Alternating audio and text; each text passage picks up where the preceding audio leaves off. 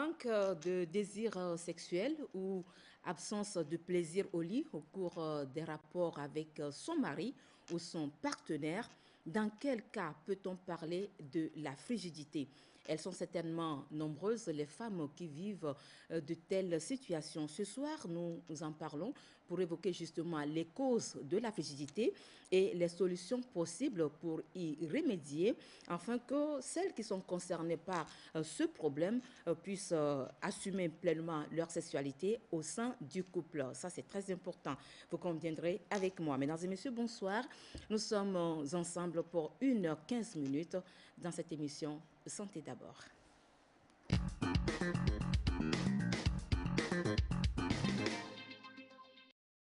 Voilà, pour aborder le thème de ce soir, frigidité, cause et solutions, nous allons avec Dr Bingo Sylvain Mbortier évoquer quelques aspects clés de ce sujet, un sujet qui doit susciter beaucoup d'intérêt. Dr Mbortier, bonsoir.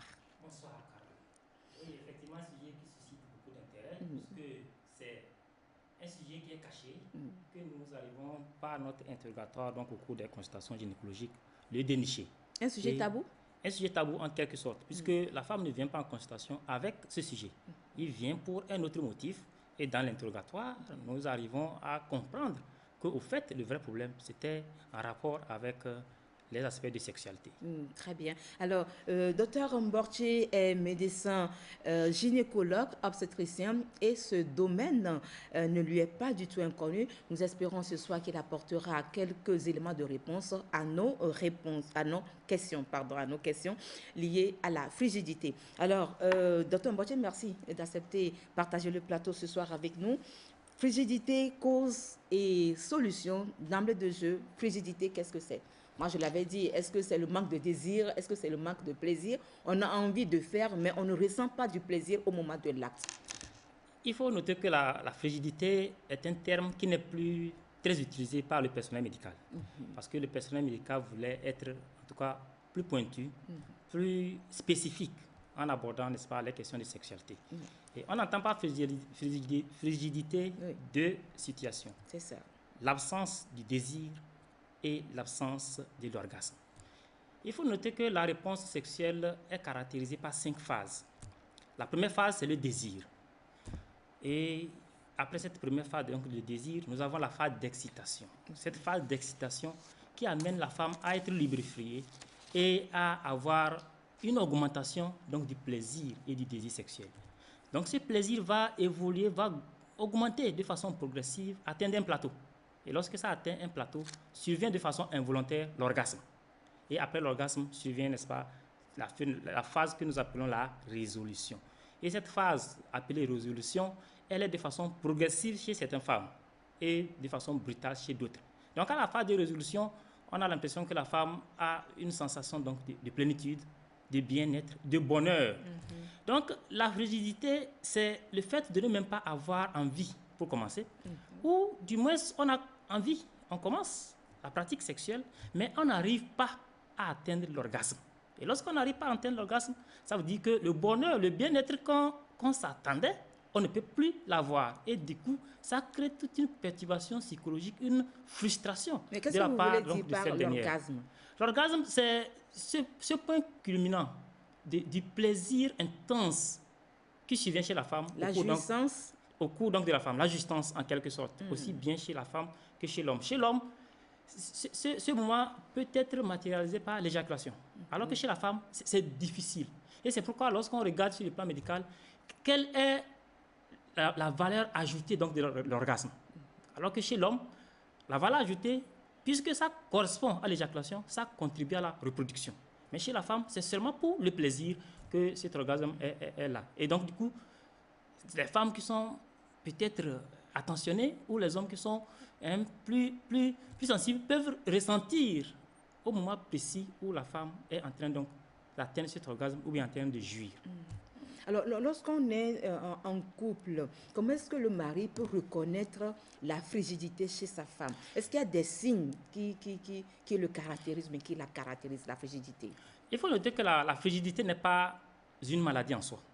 C'est un trouble fonctionnel qui est fréquent chez les femmes.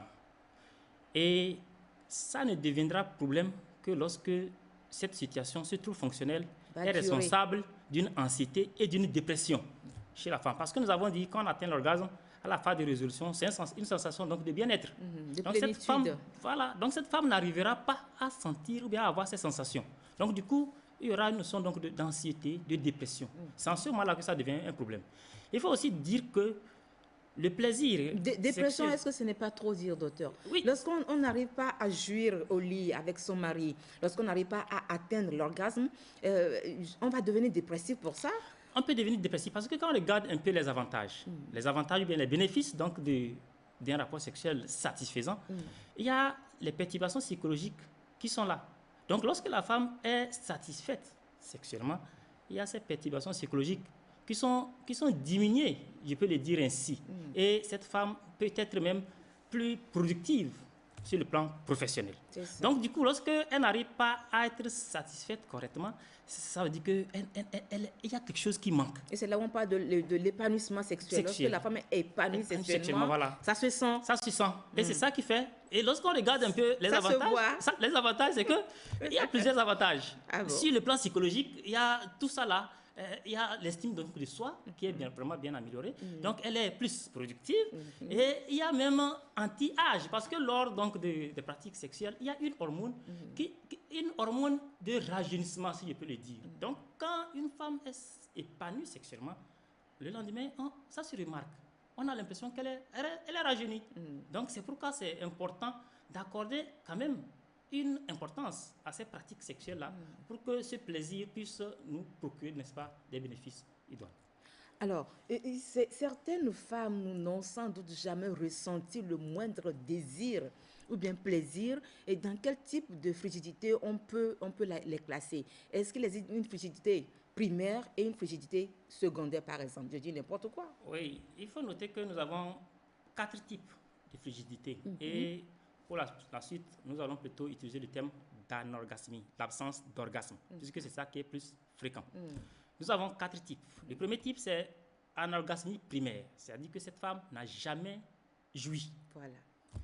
Le deuxième type, c'est que c'est une anorgasmie secondaire, c'est-à-dire qu'elle a, à un moment donné donc, de sa vie, elle avait des orgasmes, elle jouissait, mais à un moment donné, elle ne jouit plus. C'est ça. L'autre type donc d'anorgasmie, c'est anorgasmie générale. C'est-à-dire que quelle que soit la pratique sexuelle, elle n'atteint pas, elle ne jouit pas. L'autre, c'est l'anorgasmie situationnelle. Ça veut dire que soit lors des caresses, elle arrive à atteindre l'orgasme, mais lors donc, de la pénétration, elle n'arrive pas à l'atteindre. Ou Il y a un blocage. Il y a un blocage. Lorsqu'elle fait des masturbations, elle arrive à atteindre l'orgasme. Ou lorsqu'il y a une pénétration, elle n'arrive pas à l'atteindre. Ou carrément, quand elle change de partenaire, elle n'a pas d'orgasme. Donc, ce sont des orgasmes situationnels. Voilà. Donc, ce qui est difficile vraiment à prendre en charge, c'est celle-là qui n'a jamais joui. Voilà. Elle cherche quelque chose, elle vient en consultation, elle cherche quelque chose qu'elle ne connaît pas encore. Mais comment amener cette dernière à pouvoir retrouver ce qu'elle recherche sans toutefois le connaître? Donc, c'est ça qui fait un peu la difficulté de la chose. Mais La problématique même de la chose. Celles-là qui ont quand même joui, qui savent approximativement ce que c'est que l'orgasme, on peut l'amener petitement à pouvoir retrouver cet orgasme-là et être vraiment bien dans sa peau. Donc, nous devons retenir ce soir dans cette émission que on ne doit plus parler, ou bien on ne parle plus trop de la frigidité, mais de l'anorgasmie. C'est ça, non? Au fait, c'est ça. Pour vous, les techniciens de la santé. Mais pour nous, les profanes, on peut parler toujours de la frigidité. Bon, anorgasmie, le mot, non seulement il est un peu fort, mais bon, voilà. Retenez tout simplement que frigidité égale anorgasmie. C'est ça, docteur Mborché? Oui, effectivement, c'est ça. C'est qu'il ne faut pas... Parce que quand on dit frigidité, ça a une connotation négative. C'est comme impuissance. Impuissance, ça met tout en branle. C'est comme on ne peut pas traiter. Alors qu'on peut peut-être aider cette personne à sortir de cette situation. Voilà. Donc, c'est pourquoi on aimerait utiliser plus les mots qui sont plus pointus et plus adressants pour qu'on puisse mieux organiser la prise en charge. Plus souple. Voilà. Très bien. Alors, qu'est-ce que l'anorgasmie ou bien la frigidité? Nous, on connaît la frigidité. Alors, quelles sont les causes et les solutions possibles pour y remédier? Ce sont là les questions que nous avions posées à certaines personnes dans la rue. Voici leurs réponses dans ce micro-trottoir réalisé par Serge Agozo. Bon, on peut dire que la fragilité est le manque de plaisir chez la femme lors d'un rapport sexuel. Lorsque l'acte dure très longtemps, cela peut entraîner cette frigidité. La correction, c'est quoi? Du moment quand on sait que la femme ne sent plus de plaisir, on peut toutefois cesser, après tout reprendre. La frigidité chez la femme, c'est le fait que lors des rapports sexuels, la femme n'arrive pas à jouir. Les causes de cette, bon, si je peux dire ça, maladie, peut-être, c'est sûrement parce que l'homme ou bien son homme n'arrive pas vraiment à lui caresser comme il faut. Et peut-être que c'est dû aussi au stress et à la fatigue et tout. Peut-être que, bon, des fois aussi, ça peut arriver quand la fille ou bien la femme n'a vraiment pas envie de le faire, mais comme le mari veut juste satisfaire, ou bien comme son homme veut satisfaire ses désirs, bon, il apprend et puis bon, pour corriger ça, il faut un dialogue entre l'homme et la femme et savoir quand est-ce qu'il faut le faire pour que tout le monde puisse jouir. La frigidité, c'est le manque de plaisir entre l'homme et la femme. On peut voir la fatigue, les maux des deux côtés, chez la femme et chez l'homme. Il y a le manque d'alimentation. Bon, des fois, il y a certaines filles qui sont fait violer dans l'enfance et puis ça entraîne ça aussi. Bon, des fois, bon, ça peut arriver qu'elle a des soucis. Selon mes expériences, c'est lorsque la femme, à la place du plaisir, va sentir la douleur. Ça vient lorsque l'homme ne prend pas le temps de caresser la femme, qu'elle soit mouillée avant le rapport sexuel. Et lorsque l'homme force trop la femme, et l'homme est trop pressé au début de l'action et force trop la femme à accepter. Et ça dépend de la femme aussi. Et il y a certaines femmes qui n'aiment pas carrément le rapport sexuel. Et tu peux toutefois les caresser. Tu peux tout faire, mais bon, elle n'est pas intéressée, elle peut pas jouir, voilà.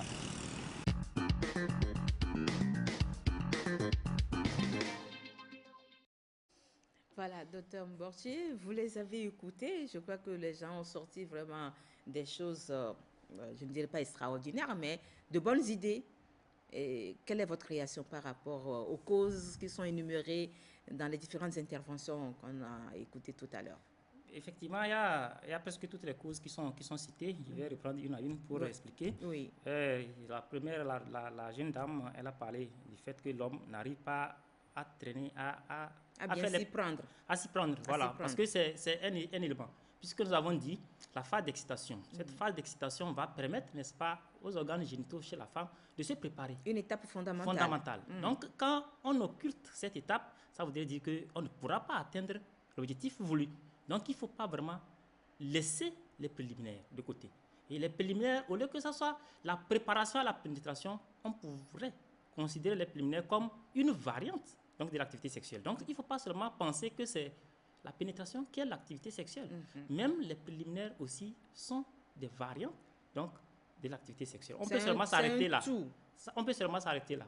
Donc, il faut vraiment que les hommes apprennent ou les femmes puissent traîner sur, n'est-ce pas, ces préliminaires. L'autre élément dont ils ont parlé, c'est le stress. Effectivement, le stress, c'est ça qui entraîne, n'est-ce pas, un choc psychologique. Et ce stress chez la femme peut bloquer tout. Peut bloquer. Et du coup, la femme ne pourra pas, n'est-ce pas, même si elle commence l'activité sexuelle, ne pourra pas atteindre l'orgasme. La fatigue, lorsqu'on est fatigué, aussi bien chez l'homme que chez la femme, la seule énergie dont on dispose, c'est pour se reposer. Donc, quand l'organisme est fatigué, l'organisme fait grève. Donc, on ne il ne répond plus. On ne peut pas demander à l'organisme de quelque chose dont il ne peut pas te satisfaire. Donc, du coup, lorsqu'on est fatigué, il ne faut pas commencer. Est-ce que ce pour n'est pas être- le cerveau qui agit en ce moment-là? Vous parlez de l'organisme, c'est vrai que l'organisme aussi peut ne pas répondre, mais est-ce que tout n'est pas piloté depuis le cerveau? Tout est piloté, tout est piloté par le cerveau. Mais la fatigue, lorsqu'on est fatigué, La fatigue physique. la fatigue physique, c'est qu'on ne peut plus répondre. On ne peut Ça, plus répondre. c'est comme ça. Je suis Donc, c'est d'accord. pourquoi il faut faire très attention en voulant peut-être faire des pratiques sexuelles, choisir des moments pour ne pas vraiment confondre les choses. C'est ce qui fait que aussi les femmes qui viennent d'accoucher, puisqu'elles travaillent, elles sont fatiguées dans la journée. La nuit, le bébé les fatigue. Donc, du coup, elles sont tout le temps fatiguées. Et elles ne vont plus trouver d'intérêt par rapport à la sexualité. Donc, la fatigue joue vraiment un rôle très déterminant. Mais malheureusement, c'est à cet instant-là que certains hommes trouvent du plaisir à passer à l'acte avec la femme. Sans voir le côté de la femme, lorsqu'on voit la femme, on sent en même temps qu'elle est fatiguée. C'est pourquoi Mais vous fermez les yeux là-dessus parfois et puis vous foncez. Oui, c'est qu'il n'y a pas de communication. C'est ça. Et c'est pourquoi il faut communiquer. Il y a plusieurs manières de communiquer. Lorsque vous commencez quelque chose et que la femme n'est pas intéressée, arrêtez. Comme quelqu'un l'a dit, arrêtez. Il ne faut pas forcer, dire non, on va continuer, ça ira. Non, ça ne va pas aller. Arrêtez et peut-être planifier ça un autre jour. Ou carrément, prenez votre temps pour l'exciter davantage afin donc de mener à bien, n'est-ce pas, cette pratique sexuelle. Et comme je l'ai dit, il ne faut pas seulement qu'on se focalise sur la pénétration. Ce n'est pas seulement la pénétration qui est l'acte sexuel. Les préliminaires sont une variante donc, de l'activité sexuelle. Donc, c'est très, très important. L'autre chose, ils ont parlé de pas d'intérêt pour la sexualité. C'est vrai, il y a certaines femmes qui n'ont pas d'intérêt pour la sexualité. Et comment on peut l'expliquer? Oui, c'est comme ça. C'est comme devant toute situation, ça m'intéresse, ça ne m'intéresse pas. Donc, elle est née comme ça. Donc, quand elle n'a pas vraiment d'intérêt, il ne faut pas vraiment forcer. Il y a certaines femmes qui sont là, peut-être c'est tout juste pour faire des enfants. Donc, sur le plan plaisir, elles n'ont pas d'intérêt. Donc, il faut que le partenaire aussi arrive à les comprendre à cet effet. C'est ça. Ça existe. Les cas d'abus sexuels, oui, les viols, les agressions sexuelles, les abus pour mineurs, les attouchements, le harcèlement, tout ça là, lorsque l'adolescente ou la jeune commence sa sexualité avec cet incident, ça bloque tout sur le plan psychologique. Et c'est ce qui fait qu'au jour d'aujourd'hui, nous avons beaucoup de cas. Elles ont été victimes d'agressions sexuelles dans leur jeune âge. Elles se retrouvent donc dans cette situation. Et c'est pourquoi nous insistons vraiment à ce que devant des cas d'agression sexuelle, d'abus sexuels, qu'on aille à l'hôpital pour qu'on puisse déjà faire un suivi psychologique pour éviter cette conséquence-là. Ce sont des événements traumatisants. Ce sont des événements traumatisants. Il faut vraiment un suivi psychologique approprié pour éviter cette dernière, donc de vivre cette situation.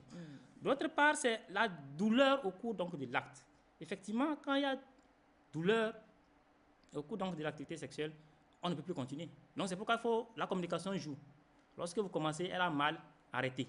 Et cherchez à comprendre pourquoi elle a mal, traitez la cause donc, de la douleur et reprogrammer les choses après. L'homme est trop pressé, comme ils l'ont dit. L'homme est trop pressé parce que l'homme, dans sa tête, c'est comme il est programmé à aller directement. Il y a des erreurs à ne pas commettre au lit. Il y a des erreurs. Lesquelles, par exemple? La première, être patient. La première erreur à ne pas commettre au lit, c'est quoi? De ne pas toucher les organes génitaux secs. Il faut que ça soit vraiment bien lubrifié. La deuxième erreur, il faut l'hygiène. C'est vrai que l'hygiène, quand on parle de l'hygiène, c'est un peu banal, mais ça peut bloquer. Donc, l'hygiène corporelle, on ne dit pas de faire soin du visage, soin corporel, non, mais il faut quand même le basique. Puisque là, on est torse nu. Donc, il faut quand même que l'hygiène soit au rendez-vous. La troisième erreur qu'il ne faut pas commettre, c'est de ne pas avoir une position donnée. En matière d'activité sexuelle, en matière de pratique sexuelle, il n'y a pas une position. Que c'est comme ça on doit faire. Il faut laisser s'exprimer le corps. Il faut laisser le corps s'exprimer. Donc, il ne faut pas dire non, c'est comme ça et c'est comme ça. Et c'est pourquoi le fait de voir les films porno pour venir appliquer, il y a un problème. Parce que si vous voulez transposer tout ce qu'on a vu au niveau d'un film pornographique, en réalité, il y a un problème. Quand nous prenons quelqu'un, quand nous regardons les films de façon générale, vous allez voir que les motos s'envolent. Hein. Est-ce que quelqu'un le lendemain a pris sa moto pour s'envoler? Non. Pourquoi? C'est qu'on voit au niveau du film porno, on veut l'appliquer. Donc, il y a tout ça là qu'il ne faut pas vraiment commettre lorsqu'on est... Est-ce que l'exemple là, dont je ne vous coupe pas la parole, mais nous sommes là ce soir, c'est pour bien comprendre les choses. Un sujet intéressant, qui va susciter beaucoup d'intérêt, je le sais. Lorsque vous donnez l'exemple dans un film fiction où les motos s'envolent, est-ce que réellement on voit la moto s'envoler avec la personne? C'est de la fiction. Mais pour les films porno, mais on voit les actes. Et ce n'est pas de la fiction lorsqu'on regarde des films porno. Mais ce sont des actes qui ne sont pas... Il faut se mettre que c'est un film. Ils sont en train de faire ça pour quelque chose. On ne peut pas regarder avec la violence avec laquelle on fait les choses dans les films porno pour venir l'appliquer. Et c'est là le problème. Et c'est l'erreur. Lorsque un homme voit ça, il aimerait appliquer ça sur sa copine pour dire qu'il est vraiment capable. Alors que ce n'est pas ça. Donc, laissez le corps faire ce qu'il peut faire pour que vous puissiez profiter donc, de ce plaisir intense entre vous. Que de vous dire qu'il y a une manière de le faire. Non, il n'y a pas de manière de le faire. Pour dire que non, c'est comme ça, non. Donc, il faut vraiment faire très attention par rapport à ça. Et il faut noter que les préliminaires doivent traîner. Les préliminaires, lorsqu'on prend l'acte sexuel, il ne faut pas rechercher à regarder. Il faut durer. Non, on ne dure pas. Il n'y a pas de temps. Quand certains vont dire combien de temps il faut... Non, il n'y a pas de temps. Mais est-ce qu'il y a du temps pour les préliminaires? Si nous prenons les préliminaires doivent prendre environ 2 tiers, voire 3 quarts du temps qu'il faut pour l'activité sexuelle. Donc, on doit plus traîner au niveau donc, des préliminaires avant donc, d'aller au niveau donc, de la pénétration, si vraiment on veut continuer à ce niveau. Sinon, on pourrait toutefois s'arrêter au niveau donc, des préliminaires pour que chacun puisse jouir donc, des bienfaits de cette pratique-là qui vient donc de faire. Voilà, donc l'autre chose, c'est par rapport à l'alimentation. Oui, quelqu'un a parlé donc de l'alimentation. C'est vrai, parce que quand nous regardons un peu la femme, de façon générale, c'est les hormones qui interviennent dans la survenue donc, du désir, de la libido. L'ostrogène, par exemple. L'ostrogène. Donc, les aliments riches en ostrogène, comme le soja, les produits qui sont faits à base donc, de soja, peut booster, n'est-ce pas, les envies ou la libido chez cette dernière. Donc, voilà un peu ce qu'ils ont eu à dire. Maintenant, ce que moi, je peux toutefois ajouter, c'est que c'est la première impression négative de l'activité sexuelle. La première fois. C'est pourquoi pour vraiment commencer l'activité, démarrer l'activité sexuelle, il faut se préparer. Il faut se préparer. Et c'est pourquoi nous recommandons ce qu'on retarde le premier rapport sexuel. Qu'on soit vraiment sûr de pouvoir faire le discernement, faire le choix, trouver un endroit rassurant pour vraiment aller à l'acte. Et lorsqu'on commence cette première fois et qu'on sent des difficultés, il faut qu'on arrête. Il ne faut pas qu'on force. Lorsqu'on force, ça peut laisser des marques qui peuvent agir à la longue sur l'orgasme pour toute la vie. Merci beaucoup, docteur. C'est intéressant tout ça. Vous avez donc, vous venez là de nous parler des principales causes de l'orgasmie. Et est-ce que certaines maladies ne seraient pas, par exemple, la cause aussi de l'anorgasmie? Voilà, c'est l'anorgasmie ou bien la frigidité.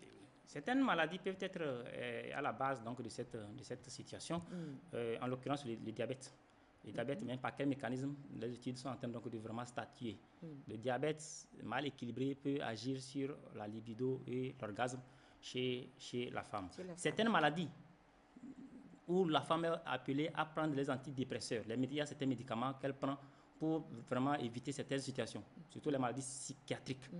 Donc, ces médicaments qu'on utilise pour ces maladies peuvent diminuer la libido chez la femme et peut-être peut l'empêcher à avoir l'orgasme. Il y a certaines infections génitales, parce que ces infections génitales vont créer, n'est-ce pas, la douleur au moment donc des pratiques sexuelles et du coup, cette femme ne pourra pas vraiment atteindre l'orgasme parce qu'elle a mal. L'autre chose, c'est l'endométriose. C'est une situation qui peut créer la douleur chez la femme. Et lorsqu'il y a donc de ces situations, il peut arriver que la femme n'arrive plus à atteindre vraiment l'orgasme. Il y a des situations physiologiques. Je vais peut-être en même temps ajouter, c'est la ménopause. Une femme qui est ménopausée n'arrive plus à sécréter assez d'ostrogène, alors que l'ostrogène intervient dans la libido et même voire la lubrification. Donc pour ces femmes, elles auront du mal à avoir cet orgasme parce qu'il faut mettre assez de temps. Et c'est là où le partenaire aussi doit comprendre que la femme est à une phase et il faut aussi mettre assez de temps pour, n'est-ce pas, l'amener à jouir et être bien dans sa peau. Ok. Parlant de cette hormone, l'ostrogène, il semblerait que certaines méthodes contraceptives qui suppriment les règles vont faire chuter justement le taux d'ostrogène. Est-ce que c'est vrai ou bien c'est faux? Il faut noter que l'ostrogène est fabriqué par l'ovaire. L'ovaire fabrique deux hormones, l'ostrogène et la progestérone. Lorsqu'on utilise certaines méthodes hormonales, ces méthodes bloquent le fonctionnement des ovaires. Donc quand cela bloque le fonctionnement des ovaires, ça empêche l'ovaire maintenant de sécréter l'ostrogène. Donc ce qui fait que ces méthodes-là peuvent, dans certaines situations, diminuer la libido chez certaines femmes. Voilà. Il faut noter que nous avons plusieurs types de méthodes hormonales. Il y a les méthodes hormonales où on a et l'ostrogène et la progestérone. Donc, lorsqu'on utilise ces méthodes-là, certaines même nous ont dit que leur libido est augmentée et ils arrivent même à atteindre plus l'orgasme. Et sur la base de ça, elles préfèrent continuer l'utilisation de la méthode jusqu'à ce que le désir d'avoir des enfants arrive. Mais il y a d'autres méthodes qui sont faites à base de la progestérone seule qui, parfois, diminuent la libido. Ça n'annule pas, ça diminue la libido. Et c'est là où nous demandons au couple d'être plus patient, de traîner un peu dans les préliminaires. Parce que l'ostrogène n'est pas seulement fabriqué par les ovaires. Il y a d'autres organes qui fabriquent, n'est-ce pas, cet ostrogène. Donc, plus on traîne dans les préliminaires, plus on attend, on arrivera, n'est-ce pas, à procurer donc du plaisir à cette dernière. Alors, est-ce que selon vous, entretenir un bon rapport sexuel relève de l'art? Oui, c'est de l'art. Parce que c'est comme un artiste qui veut rentrer sur scène. Tous les artistes savent qu'il y a deux temps importants. C'est le moment de rentrer sur scène et de sortir du scène. Parce que rentrer sur scène, il y a une préparation. Et sortir du scène, il y a aussi ce qu'elle a laissé. Donc, c'est pour dire que pour avoir un rapport sexuel, il faut vraiment tout ça. Il y a une manière de faire. Il n'y a pas une école où on va aller apprendre. Voilà. C'est chacun qui fait ce qu'il peut, en tous les cas, pour vraiment procurer donc du plaisir à son prochain. Et c'est pourquoi c'est important d'être patient et de découvrir mutuellement nos corps. Voilà. Parce que nos corps sont différents. Et il y a des sensations qui sont agréables et des sensations qui sont peut-être désagréables. Et lorsqu'on fait une communication dans le couple, cela nous permet quand même de pouvoir statuer, savoir concrètement qu'est-ce qui intéresse l'autre et qu'est-ce qui n'intéresse pas l'autre. Et ce qui fera qu'à la fin, on dira qu'on a fait quelque chose d'artistique. Merci beaucoup. Alors, nous allons évoluer dans cette émission. C'est une femme d'une cinquantaine d'années qui vit désespérément sa vie sexuelle, c'est-à-dire elle n'est pas sexuellement épanouie dans son foyer. Tout ce que nous pouvons retenir de son témoignage de ce soir, c'est quand elle nous a laissé entendre ceci, je la cite: « Quand vient le moment de l'acte sexuel, c'est comme un calvaire pour moi. » Fin de citation. Pourquoi dit-elle cela? Nous allons ensemble écouter le témoignage de cette dame X, puisqu'elle a exigé l'anonymat. Nous allons écouter son témoignage et nous revenons sur le plateau.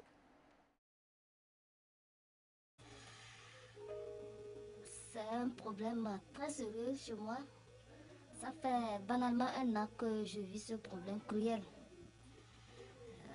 C'est juste après mes menstrues. J'ai fait les menstrues jusqu'à 50 ans. Et après les menstrues, je ne ressens plus rien. C'est comme si je suis décodée sexuellement. Comme on le dit chez nous, au lit, je suis comme un bâton.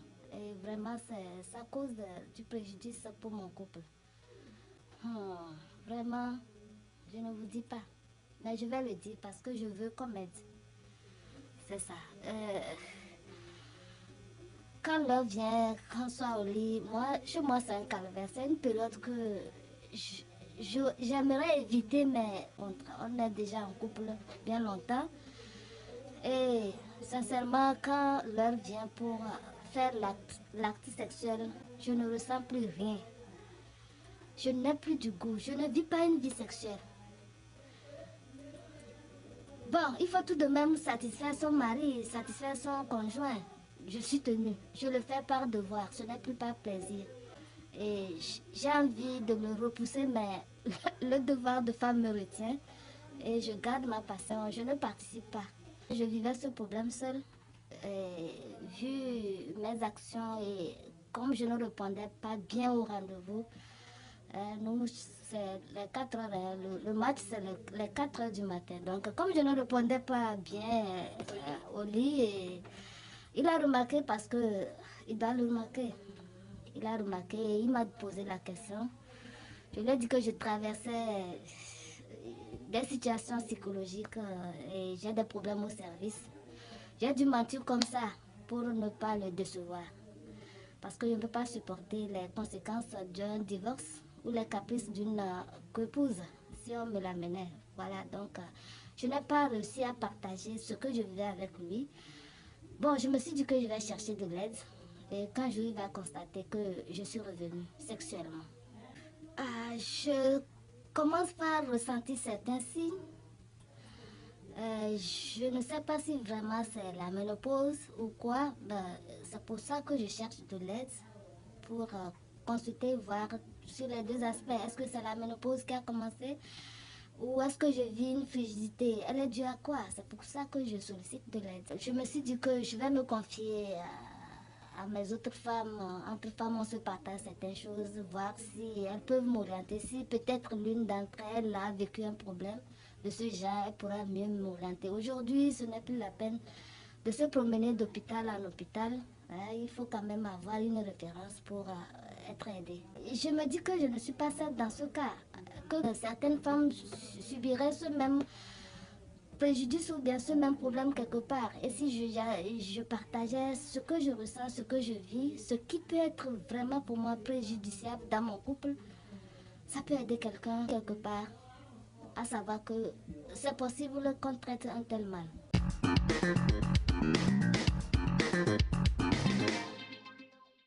Voilà, c'était là le témoignage d'une femme désespérée. Elle a dit, en l'écoutant parler, on sent en même temps ce qu'elle vit sexuellement dans son foyer.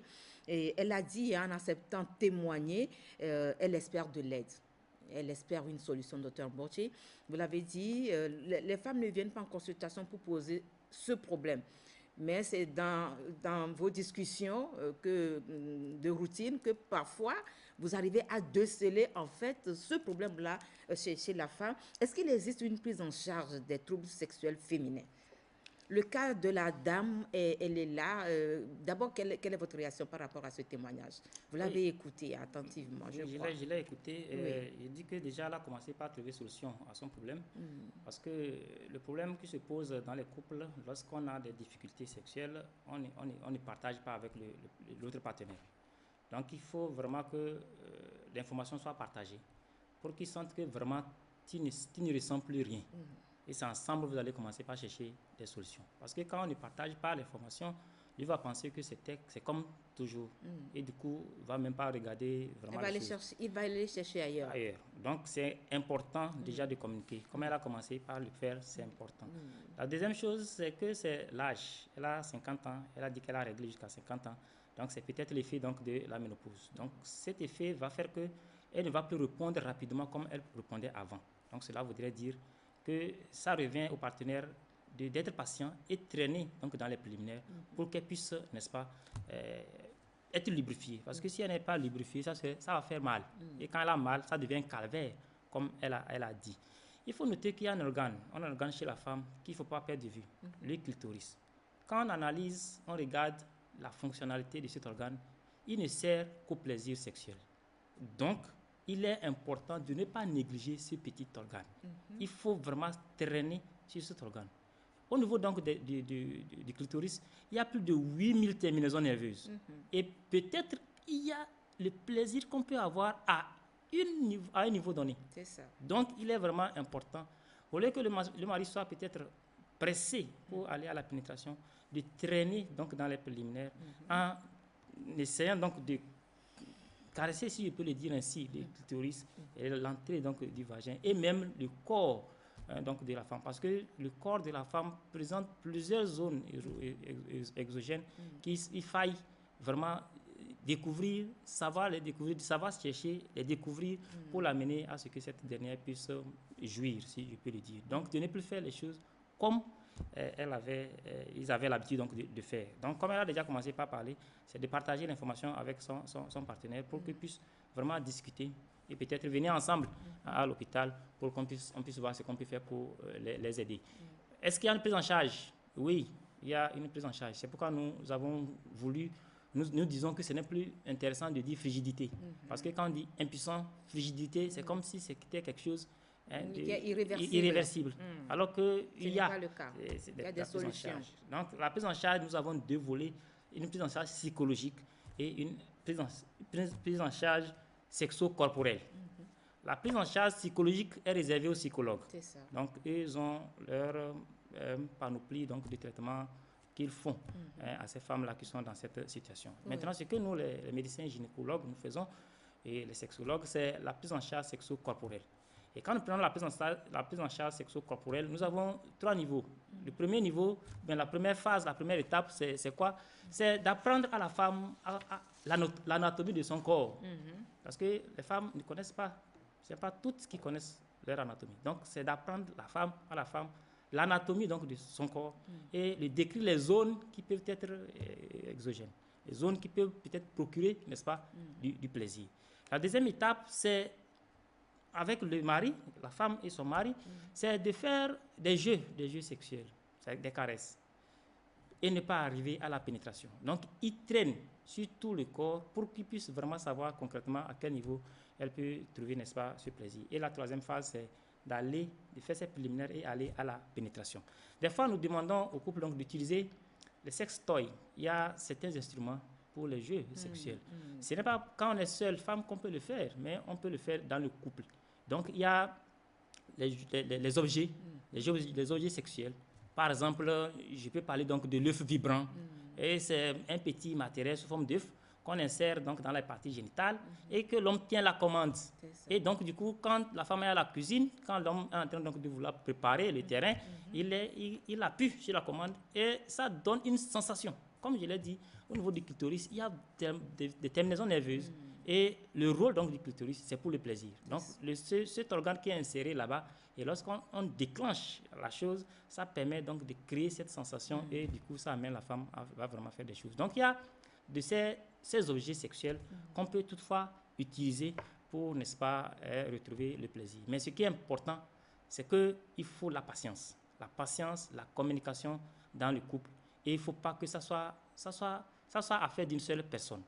Et aussi, il ne faut pas qu'il y ait des connotations négatives après une activité sexuelle. C'est que des fois, nous avons, après un acte sexuel, la femme dit, voilà, c'est tout ce que tu peux faire. Donc, quand on a cette connotation négative, ça agit, n'est-ce pas, sur le second.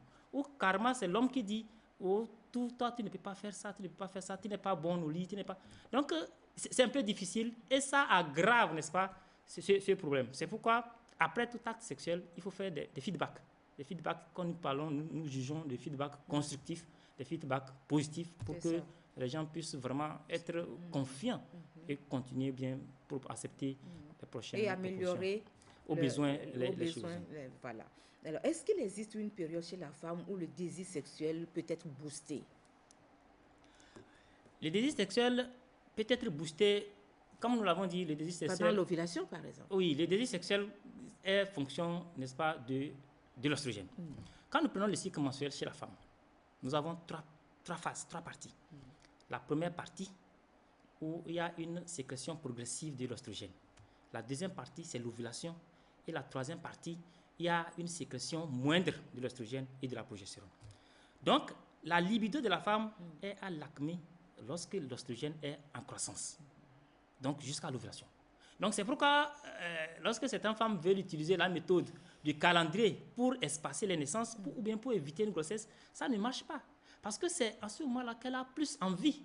Voilà. Et c'est à ce moment qu'elle doit éviter. Donc, c'est difficile. Donc, cette période-là, est une période où la libido est à l'acmé et la lubrification est maximale et l'orgasme est rapide. C'est ça. C'est pourquoi, je parlais tantôt de la durée de l'activité sexuelle. D'aucuns pensent qu'il faut durer 1 heure, 2 heures. Non, ça dépend d'un moment à un autre. Une femme qui est déjà préparée, qui a ses envies, déjà, on ne va pas dire qu'il faut attendre 1 heure. Non. Et on ne peut pas dire aussi qu'il faut faire 2 heures de préliminaires. Non. Donc, lorsque la libido est à l'acmé, elle est déjà au plateau, on peut toutefois aller à l'acte et peut-être entraîner une jouissance chez elle. Alors, si nous revenons un peu sur le témoignage de notre sœur de tout à l'heure, dans quelle catégorie d'anorgasmie on peut classer son mâle? C'est une anorgasmie secondaire parce qu'elle avait des orgasmes. Parce que tout a commencé quand les règles se sont arrêtées. Donc, elle n'avait pas de problème, elle était épanouie sexuellement. Voilà. C'est donc à partir de la ménopause, donc de l'arrêt des règles, qu'elle a commencé par ressentir cela. Donc, c'est une anorgasmie secondaire. C'est ça. Voilà, donc du coup, elle s'est fait la part des choses. Et comme je l'ai dit, elle savait comment ça se présente. Comparé à celle-là qui ne connaît même pas ce que c'est que l'orgasme. Qui recherche cet orgasme-là dans un océan perdu. Donc, c'est un peu difficile. C'est un peu difficile. Merci beaucoup. Alors, certaines femmes n'aiment pas faire l'amour à cœur joie ou carrément refusent de faire l'amour avec leur mari ou leur partenaire. Quelles en sont les raisons? Selon Madame Povy Amenouvé-Eusebio, qui intervient souvent sur des questions de sexualité sur l'une des radios de la place, elle affirme que plusieurs raisons expliqueraient cet état de choses. Dans sa réponse, Madame Amenouvé-Eusebio Povy, encore appelée Maman Monyo Monyo, met aussi l'accent sur les conséquences lorsqu'il y a insuffisance ou bien manque de rapports sexuels au sein d'un couple ou bien dans un foyer. Nous allons écouter Madame Povy Amenouvé-Eusebio et les sages-femmes d'État. Il y a plusieurs raisons. Par exemple, une femme qui revient du marché très fatiguée, elle peut refuser de faire l'amour. Une femme qui est stressée, elle est partie au marché, elle n'a rien vendu, elle est soucieuse, elle va refuser de faire l'amour. Et pire des cas, l'infidélité.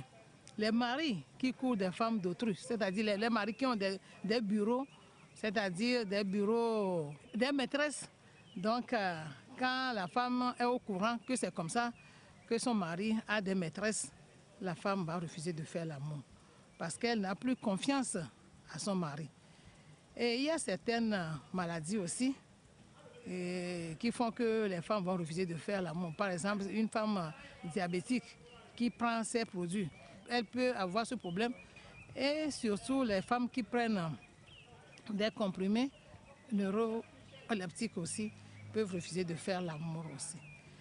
La femme qui a accouché, qui a peur d'avoir une seconde grossesse, elle peut refuser de faire l'amour. Les femmes ménopausées doivent avoir l'envie de faire l'amour, mais elles refusent de faire l'amour. Pourquoi?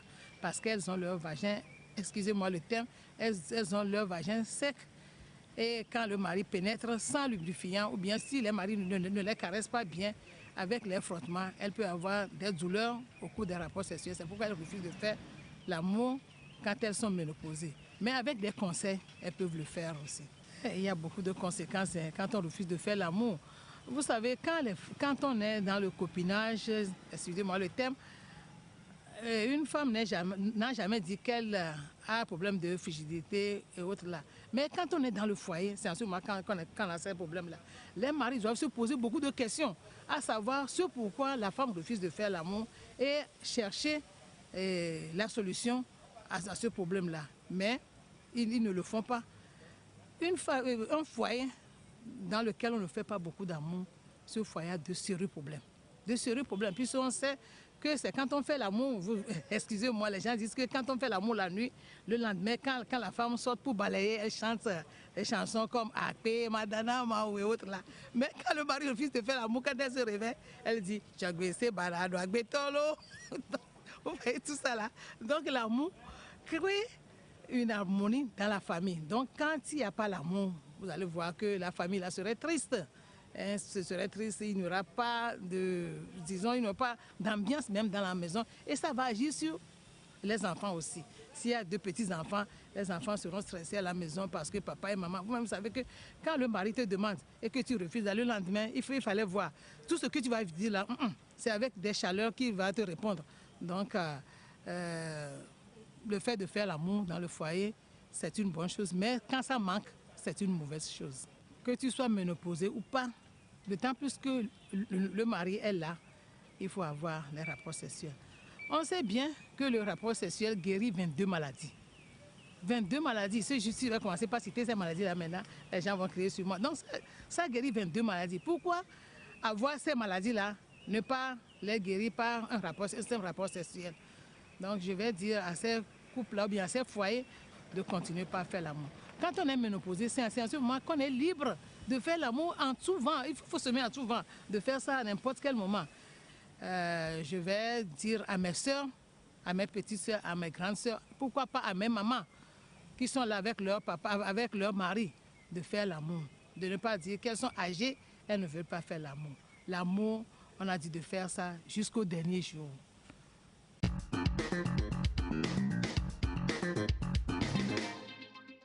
Voilà, merci beaucoup à Madame Eusebio. Lorsque la nuit n'a pas été bonne, lorsque la femme se lève, voilà, elle chante. Non, c'est quand la nuit a été bonne plutôt, elle dit Akpe Madana Maou, elle prend le balai, elle chante, elle est heureuse, elle est joyeuse. Comme l'a dit tout à l'heure le docteur Mboche, on sent que la femme, elle est épanouie, c'est-à-dire que on la remarque et c'est perceptible.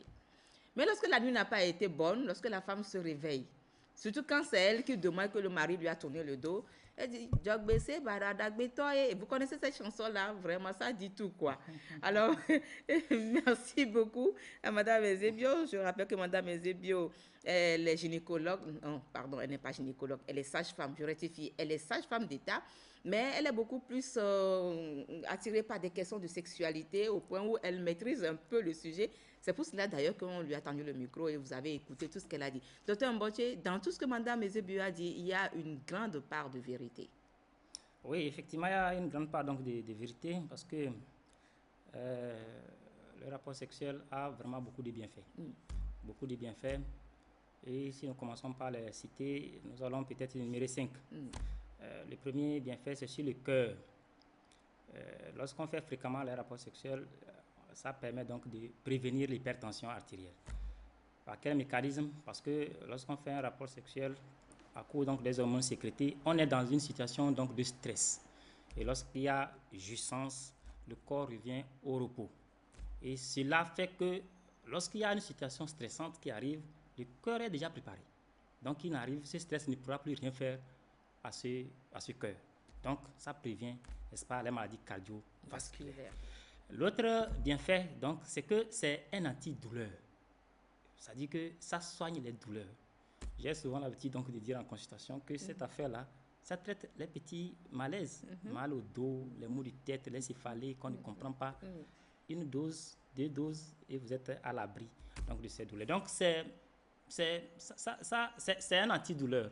Parce qu'au cours donc, de l'acte sexuel, il y a la sécrétion d'une hormone qui est proche de la morphine.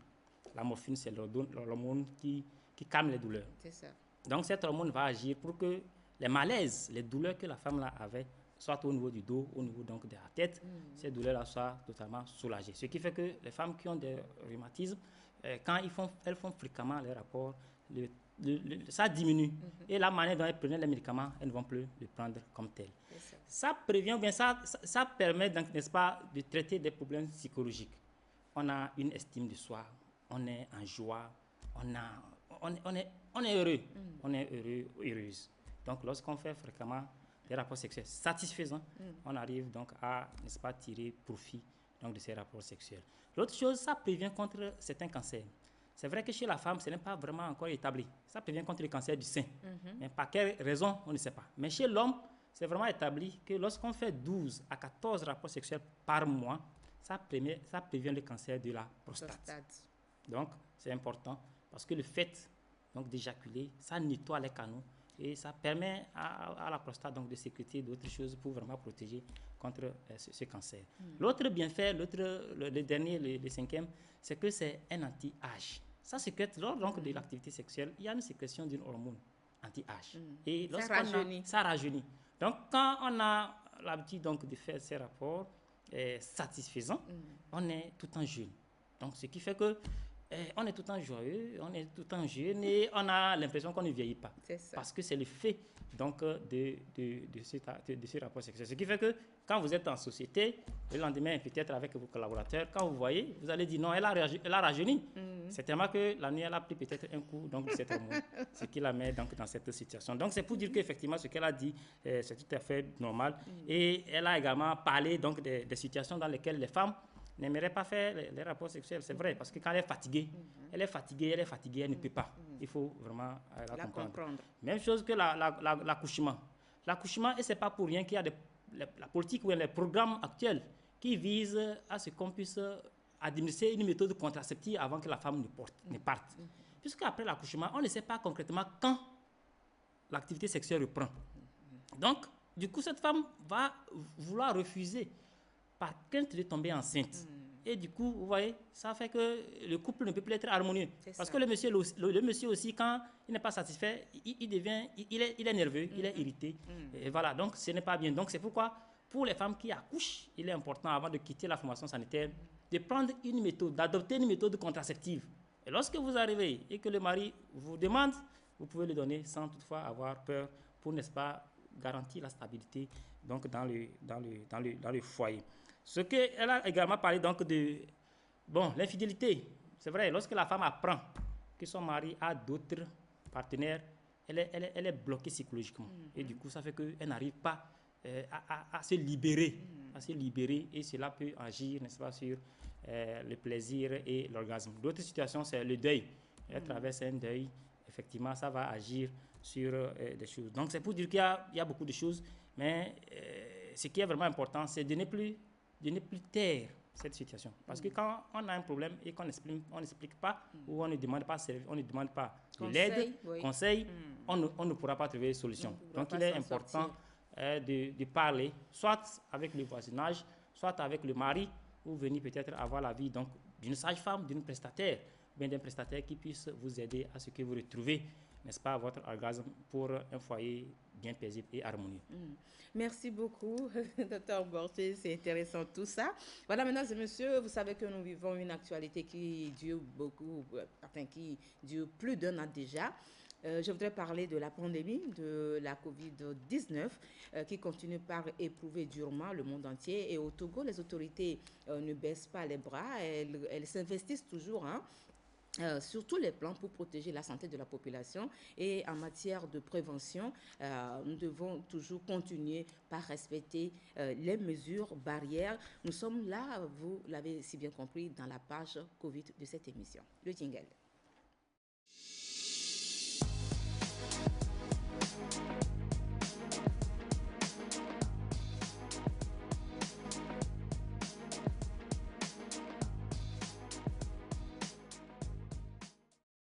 Voilà, nous savons tous que le diagnostic de la COVID-19 passe inévitablement par des tests réalisés au niveau de l'Institut national d'hygiène, l'INH, après des prélèvements. Alors, pour ce qui concerne les résultats, le risque de faux positifs ou de faux négatifs est toujours possible. Alors, beaucoup d'interrogations se posent quant à la fiabilité même du test de la COVID. Alors, pour en savoir un peu plus sur cet aspect, nous avions posé la question au docteur Sadi Adodo Yao. Il est médecin biologiste chargé de la phase post-analytique des tests COVID que nous écoutons. Sur la fiabilité, j'aimerais garantir ou assurer à chacun de nous que les tests qui sont faits à l'Institut d'hygiène, en tout cas dans les labos qui sont désignés pour faire ces tests, les tests sont fiables, proprement fiables, parce que vous n'êtes pas sans savoir que l'Institut d'hygiène, qui est le laboratoire chef de file qui gère ces résultats, ce n'est pas aujourd'hui que ce laboratoire est dans le processus de qualité. Les échantillons testés ici, il y a un certain pourcentage qui est toujours envoyé pour les contrôles qualité. Maintenant, j'en viens à la deuxième partie de la question qui consiste à expliquer un peu ce qu'on appelle les résultats probables. D'abord, le coronavirus COVID-19, là, c'est une grande famille de plusieurs virus caractérisés par les couronnes. C'est ça, on les appelle coronavirus. Leurs membranes portent des couronnes. Donc, cette famille-là a des caractéristiques. Donc, pour pouvoir diagnostiquer le COVID-19, au niveau du laboratoire, il y a d'abord l'élément commun à toute cette famille que nous appelons N-gène dans notre jargon, c'est son nom. Donc quand on prélève l'échantillon chez un patient ou un passager ou un client, l'échantillon est manipulé au laboratoire. Le premier gène, on vérifie d'abord, est-ce que c'est un virus qui est dans la famille coronavirus? Oui, le N-gène est positif. Et si c'est dans la famille, est-ce que c'est coronavirus de 2019? Dans une famille, là, il y a des individus. Donc cet individu, il a son nom de famille et son prénom. On vérifie, est-ce que c'est le prénom de COVID-19? Si c'est son prénom, c'est en ce moment que le N-gène est positif. Ce que j'appelle son prénom aussi est positif. Quand les deux sont positifs, on parle de test positif au SARS-CoV-2. Maintenant, si on a la famille, le N-gène est positif, alors qu'on ne trouve pas le prénom, nous appelons ORF. Ce gène spécifique de COVID-19, nous disons que c'est probable. Donc, dans les résultats, ce qui concerne la masse, le commun, qui n'est pas dans le domaine du laboratoire, la conclusion testée probable au coronavirus, qui veut dire que ce qu'on a trouvé, ça peut être le coronavirus, le COVID-19. Mais puisqu'on n'a pas son gène de spécificité, on ne peut pas dire que c'est lui. C'est ça que nous appelons probable. Ça peut être lui. Et là, on donne un autre rendez-vous à la personne 3 jours après, et il vient et on reprélève. Si c'est le coronavirus, on peut le détecter s'il n'est pas en phase d'élimination. Ça aussi, c'est autre détail dans lequel nous n'allons pas rentrer. Donc, sur le résultat, les gens peuvent voir, il y a un tableau sur lequel on le met, positif, le deuxième gène négatif, et dans la troisième cellule, on va mettre probable. Franchement, comment est-ce que le même échantillon là, on a en même temps positif, on a en même temps négatif, et puis on a en même temps probable. Donc, c'est normal que les gens se posent des questions là-dessus. Il y a les tests rapides pour le diagnostic de COVID-19, mais qui sont en évaluation. Ces tests ne sont pas encore vraiment vulgarisés.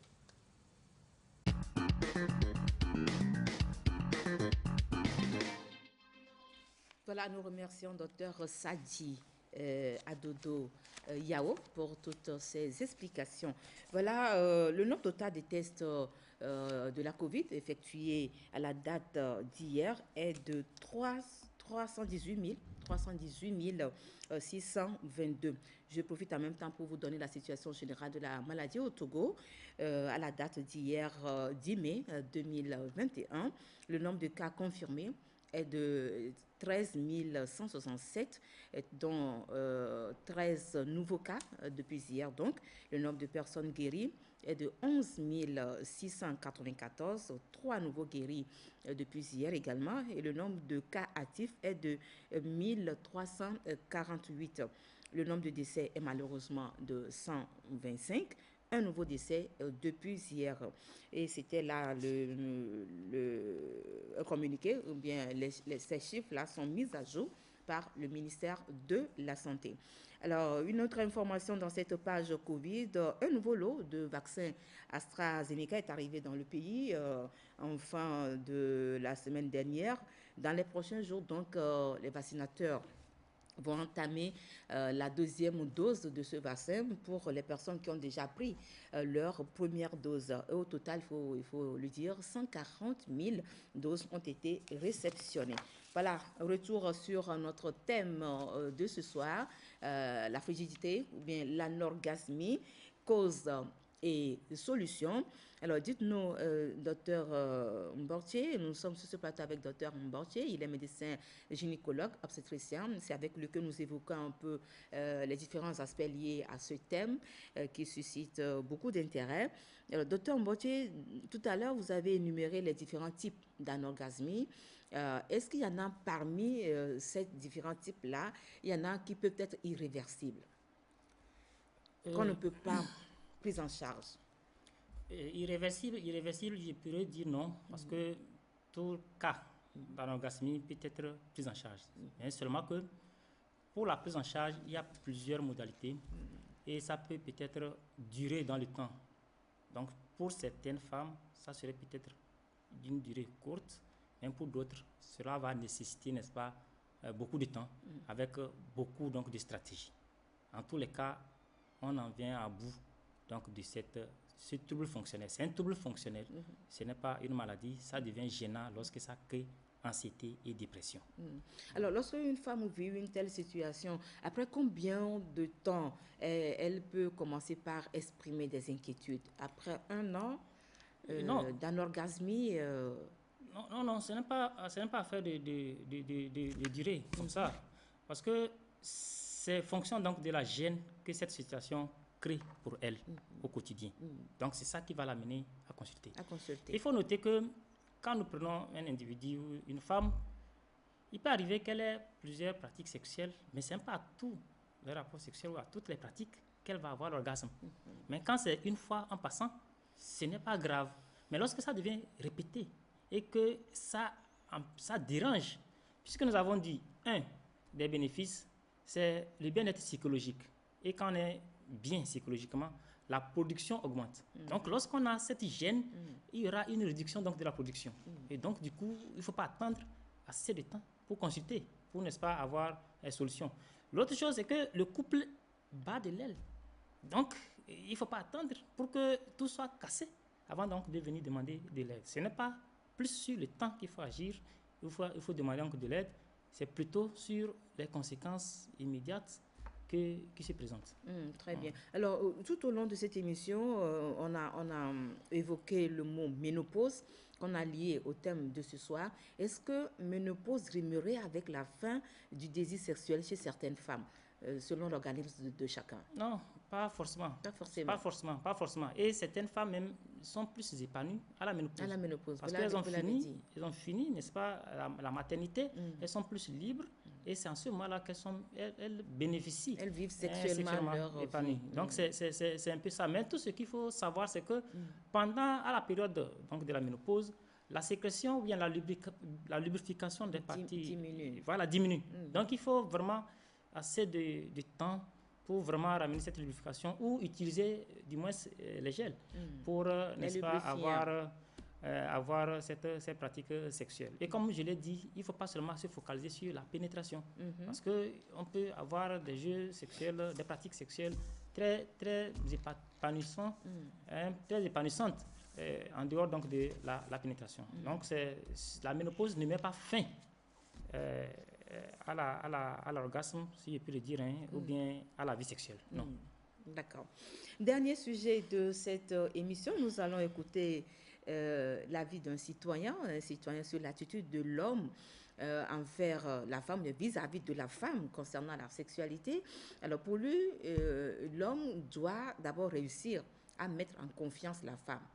Ça peut être sa propre femme, sa femme avec qui il vit tout le temps sous le même toit, mais il faut préparer le terrain, c'est ce qu'il essaie de dire. Et donc, ce n'est pas parce qu'elle est déjà ma femme que vous n'allez pas peut-être préparer le terrain. L'homme, le monsieur, n'a pas été très long dans son intervention, une intervention très, très, très brève, mais particulièrement, moi, j'ai aimé ce qu'il a dit. Nous allons donc écouter l'avis de ce citoyen sur la question. Corriger la fluidité chez la femme, tout d'abord, il faut que la femme soit à l'aise dans tout ce qu'elle fait, elle soit libre dans le cerveau, puisque le cerveau d'abord intervient aussi en ce sens. Quand la femme elle est prête à faire du sexe, elle le fait bien et tout ça là, ça vient automatique. L'automatisme même est déjà là. Mais si elle est violée ou bien elle est forcée, c'est là, à mon humble avis, qui est le problème. Pour y remédier à cela, nous devons en fait prendre le temps d'écouter nos femmes. Il faut un moment, un moment un peu plus doux, d'attente, de partage et de causerie, une joie en fait en elles, afin que ce temps-là n'arrive.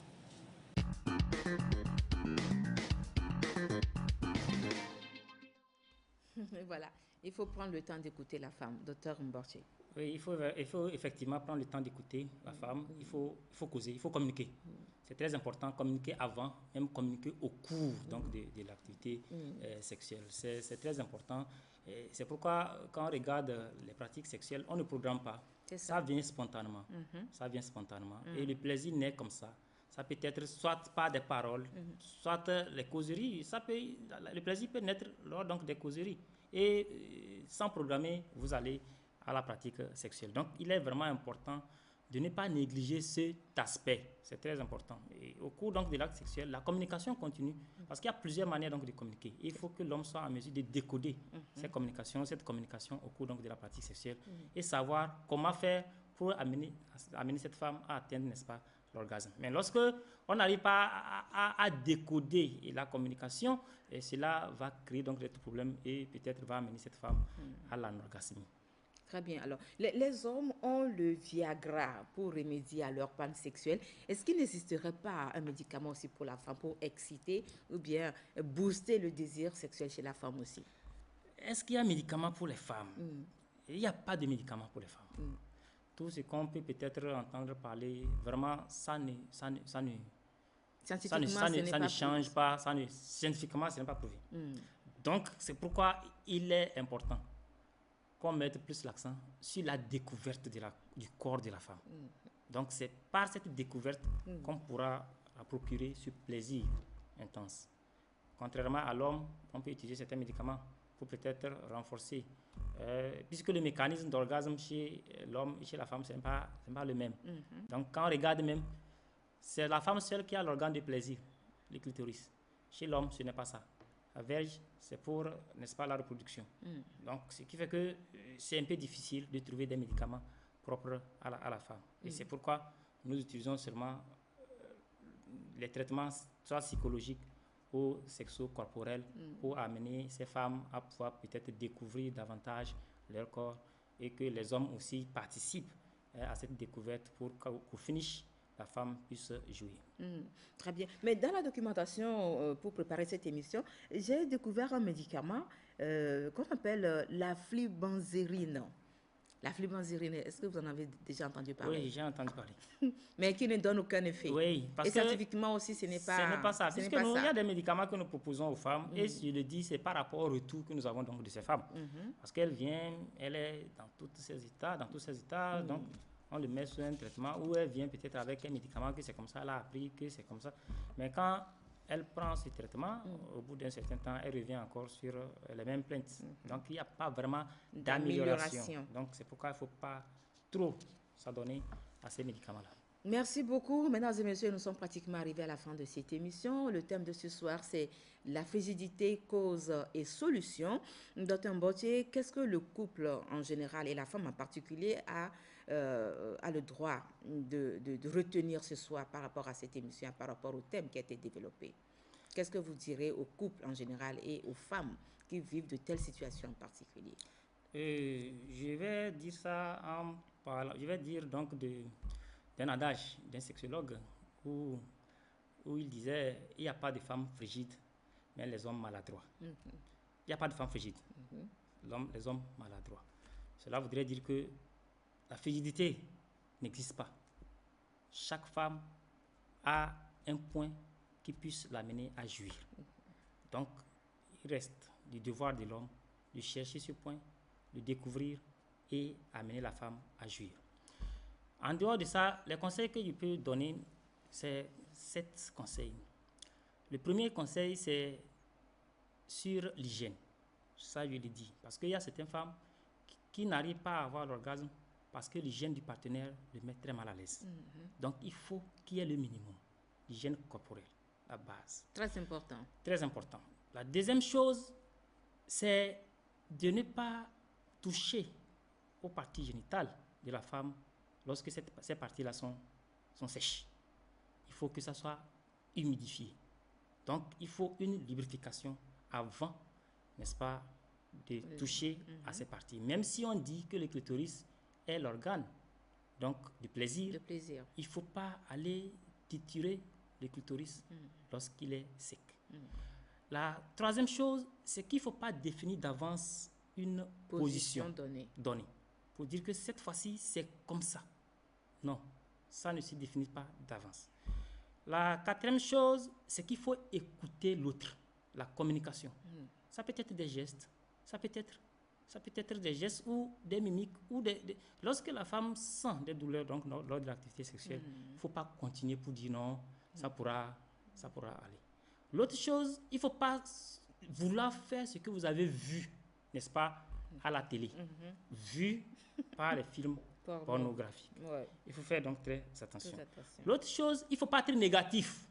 Négatif, vous devez dire que quand vous finissez l'acte ou bien au cours de l'acte, à la fin, vous dites non, que c'était mauvais, ce n'était pas à la hauteur, ce n'était pas ça, je m'attendais plus. Non, il faut trouver des mots qui sont plus doux et faire un feedback qui soit constructif. Dire plutôt que la manière dont il me faisait comme ça, c'était plus intéressant. Si prochainement, tu peux le faire encore mieux, ça serait bien. Donc, de trouver des astuces pour vraiment le faire. Et la dernière chose, c'est qu'après l'activité sexuelle, il ne faut pas rapidement se lever pour aller faire autre chose.